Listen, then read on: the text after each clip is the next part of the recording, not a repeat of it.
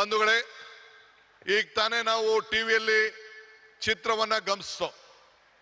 ಮೈಸೂರಿನ ಇತಿಹಾಸ ವಿಶ್ವದ ಇತಿಹಾಸ.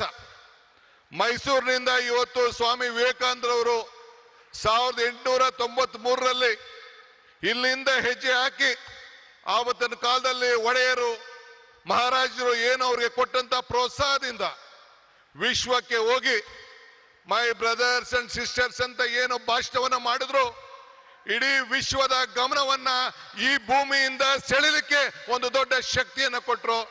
ಅದಕ್ಕೆ ನಾನು ನಮ್ಮ ಹಿರಿಯರಂತ ಮಹಾರಾಜರಿಗೆ, ಆವತ್ತಿನ ಕಾಲದ ಮಹಾರಾಜರಿಗೆ ನನ್ನ ಸಾಕ್ಷಾಂಗ ನಮಸ್ಕಾರಗಳನ್ನು ಅರ್ಪಿಸಲಿಕ್ಕೆ ನಾನು ಬಯಸ್ತಾ ಇದ್ದೇನೆ. ಇವತ್ತು ನಾವೆಲ್ಲ ಇಂಥ ಒಂದು ಐತಿಹಾಸಿಕವಾದಂಥ ಕಾರ್ಯಕ್ರಮದಲ್ಲಿ ಪಾಲ್ಗೊಂಡಿದ್ದೇವೆ.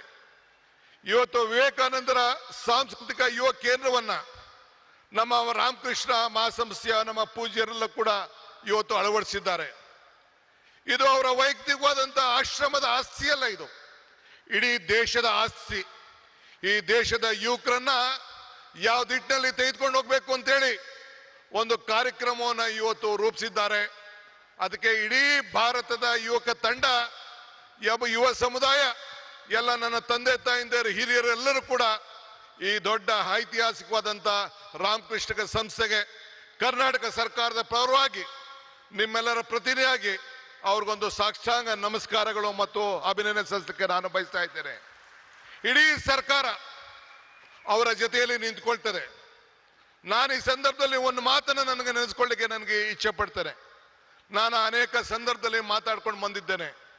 ಪುರಂದರದಾಸರದ ಒಂದು ಮಾತು ನನಗೆ ಬರ್ತದೆ, ಇದು ಭಾಗ್ಯ, ಇದು ಭಾಗ್ಯ, ಇದು ಭಾಗ್ಯವಯ್ಯ, ಪದ್ಮನಾಭನ ಪಾದ ಭಜನೆ ಪರಮ ಸುಖವಯ್ಯ ಅಂತೇಳಿ.